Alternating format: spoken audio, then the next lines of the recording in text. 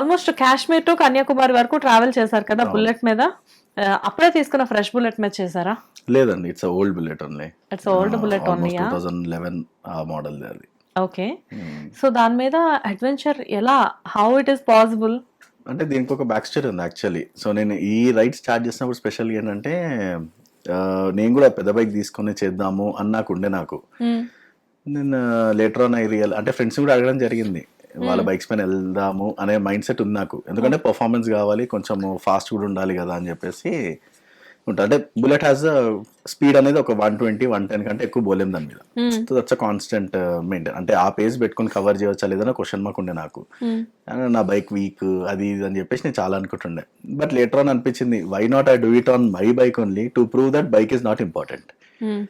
So ఆ question raise చేయగానే then I realise, ఎందుకంటే అది ఎవరికైనా డ్రీమ్, కన్యాకుమారి కాశ్మీర్ చేయడం అనేది పెద్ద డ్రీమ్ అందరికీ అది. కానీ చాలా తక్కువ మంది ఫుల్ఫిల్ చేస్తారు ఆ డ్రీమ్ ని. సో నేను చాలా మంది ఏమనుకుంటారు అంటే అగ్రెసివ్ రైడింగ్ తోటి 100 hours చేశాను అనుకుంటారు, కానీ అస్సలు కాదు. మార్నింగ్ 3కి అట్లా రైడ్ స్టార్ట్ చేస్తుండే నేను, నైట్ 10-10:30కి రైడ్ క్లోజ్ చేస్తుండే. సో డేకి ఇన్ని కిలోమీటర్స్ అని పెట్టేసుకుంటుండే నేను. సో ఆ బేసిస్ పైన I did Kanyakumari to Kashmir.